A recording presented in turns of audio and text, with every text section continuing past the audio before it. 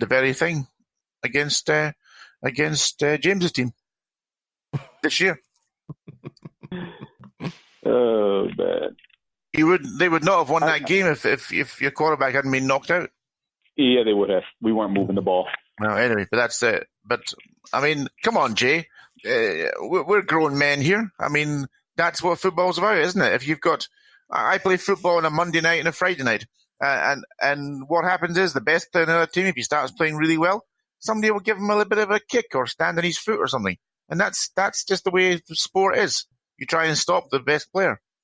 You cut the head off the snake, like the old Bounty Gate thing.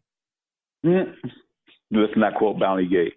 That's what's happening. You really want some real NFL news. Gary Kubiak is set to take over as offensive coordinator for the Minnesota Vikings next year. But James, just go back to this now. If let's say, for example, they knock Mahomes out of the game, okay, and then 5 years over, and then 5 years down the line, is MD remembering that when we celebrate the 49ers Super Bowl? Is it going to be written on their banner, Super Bowl champions 2019, and in brackets, oh, sorry, Patrick, we knocked you out by mistake? No, everybody just remembers the champions. It's all about the champions. It's a big game. Let me put it this way. Fans in both Minnesota and Arizona and Atlanta, for that reason, because they are their arch rivals, clearly stamp an asterisk on the Saints Super Bowl because of what happened in those playoffs. Yeah. But if I was a 49ers player, I'd be asking my coaches, which knee was it that Mahomes dislocated? Which game? Low hit on the quarterback as a personal foul in 15 yards. So I'd be asking which knee it was. Is it left knee or right knee that he dislocated? So I know when I hit him, I know which knee he hit. I mean, come on, this is what happens. It's professional sport. There's millions and millions of dollars and kudos and all the rest of it wrapped up in this. Of course they're going to try and knock him out. The players now, as opposed to, say, almost 40 years ago, are not the same. A lot of these guys play Pop Warner together or high school together, or they're still friends from college as far as when they meet each other on the opposing sideline. So they're good friends when they come into the league. They're not really out there to try to hurt anybody as they were, say, in the 80s. You know, I'll mention my own Andre Dirty Waters, who purposely took the knees out of quarterbacks just to get the starter out the game. But James, this is a Super Bowl. Those days are gone. It's not a regular season game. I understand that, Neil, but again, they're not trying to hurt each other. Some will be. I would be if I was out there. Tell you. I don't think anyone's out there playing dirty on purpose unless you're Vontaze perfect. There's to get to that level of professional sport, you have to be extraordinarily single-minded and do whatever it takes to win. Every player's got that in them. Every player. Yes, you can't get to that level of the law. Yeah. All right, gentlemen. I think that about sums up what has been happening during this boring week between the conference championships and the Super Bowl. We should have. Just out of curiosity, there's one question. Oh my goodness, you both have more questions. Yeah. Okay. James, Jay, I would just say that on behalf of the listeners, I would ask you how you're doing. I mean, you haven't been in this position for, like you said, 37 years since the Patriots were not in the playoffs at this point. So, are you okay, man? Tell us. We're here for you. I've had difficulties adjusting. That is for sure. I didn't know what to do with myself. My wife has been forcing family activities upon me. That it's way too early. Like, I don't spend time with my family until February. It's only January. What are we doing? Yeah, you'll be decorating next. Don't even. Yeah. Exactly. Well, I was going to start a GoFundMe page, Jay, to get you through this difficult time, but I think it's good to hear you're well. But you have the prayers of Scotland. We're all with you. Thank you. I appreciate that, Scotland. Oh, there you go. All right, James. I hope yours is better than Neil's. No, I'm just out of curiosity because of this sham of a game being played this Sunday, and we've already, I've bloviated about my thoughts on the Pro Bowl as far as how to change it and make it better, but the league won't do that because Goodell is an idiot. How many replacement players are in this game? Too many. Do the replacement players get to count this as a Pro Bowl in their CV? Yes, they do. Yes, they do. I was 19th alternate, but man, I made that Pro Bowl. Yep. Wow. That's fantastic.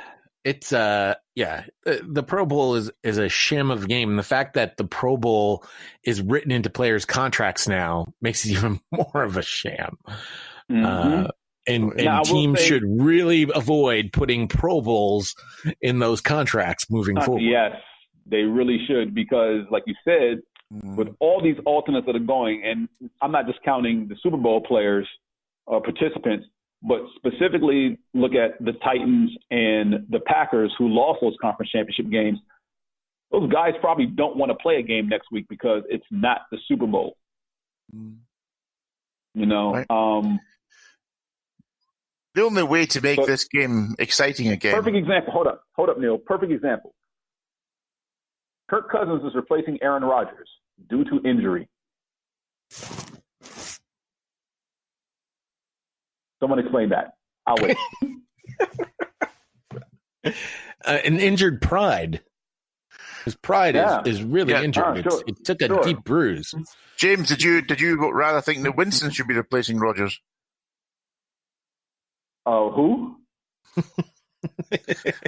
But anyway, the one way to make this game interesting again would be to alligators. Move it back. Put some alligators in a boat around the field. That'd be great. No, but seriously though, the one way to make it interesting again would be to put a whole pot of money for the winner. There's already a pot of money for the winner. Yeah, like a proper pot of money. Nothing for the loser, and split $5 million between the winning team. It basically is that, because it's like what now? I think it's up to $85,000 for the winning side and $40,000 for the losing side. I think it's something like 50, isn't it? Like 50 thousand for the winner and 30,000 for the loser. I'll give the loser nothing and give the winners a $5 million pot split between the roster.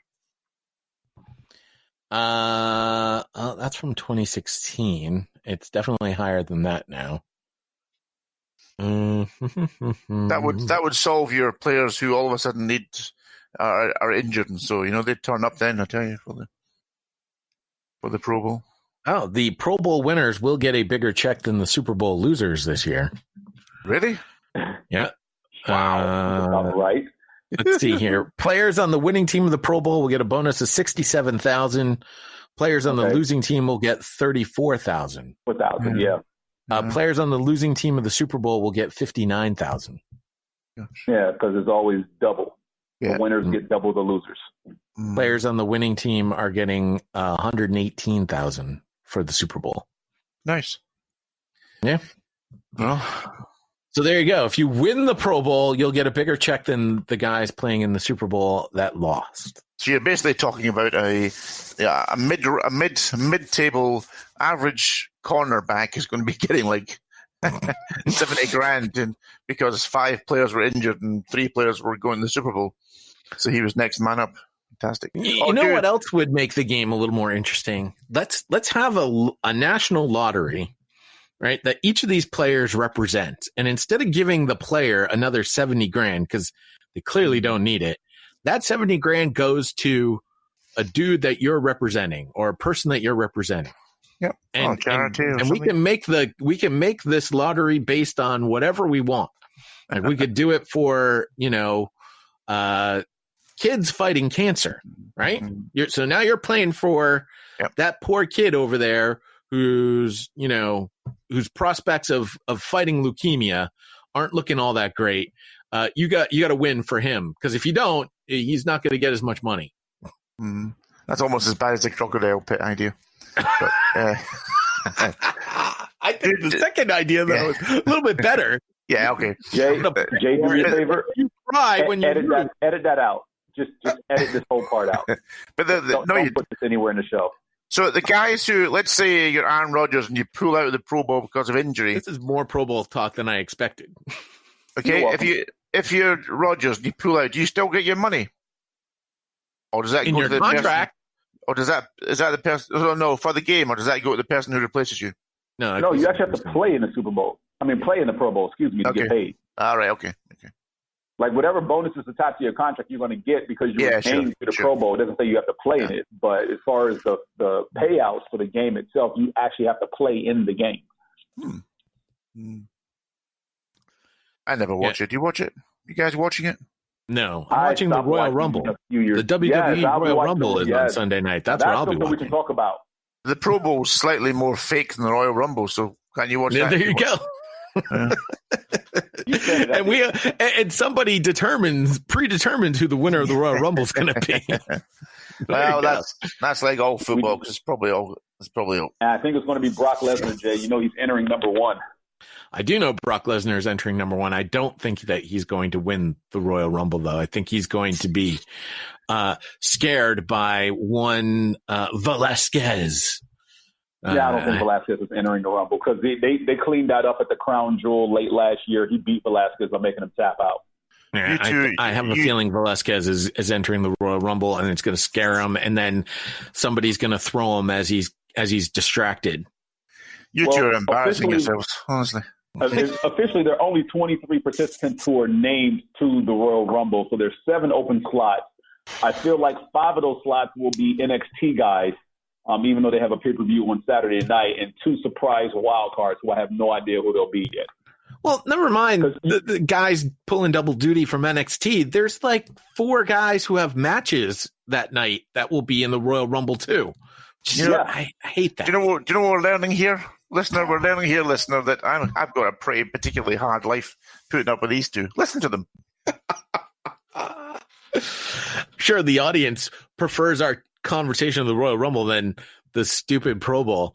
I mean, absolutely. The other thing that we could do to improve the Pro Bowl, we could put landmines in the field, and then they have to avoid the landmines. There was that great video game back in the day. It was like you could play as like zombies or skeletons. Landmines on the field. You're talking about. I can't remember what it was called. It sounds like something because it was an actual sports game where you got to play different sports in the game, and they were like that. All the fields were like different.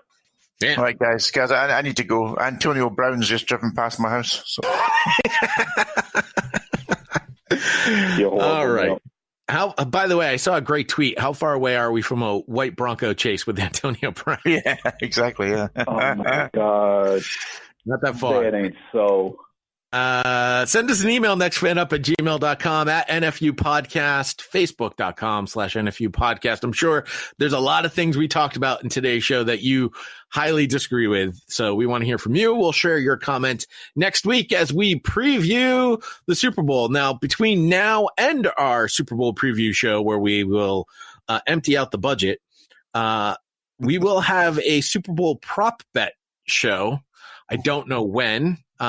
We may also have a fantasy show somewhere in between, but the guy involved with both of those, our good friend, our good buddy Josh from the Lion, he's our Lion super fan, not Josh who emailed us earlier, is having some technical difficulty. So I don't know when those shows will be coming, but they will be coming. So stay tuned for that. You can obviously subscribe to the show wherever great podcasts are heard: Apple Podcasts, Google Podcasts, Spotify, iHeartRadio. A lot of you are doing it on Pandora, and I haven't really talked about Pandora, but you can listen to our podcast there as well.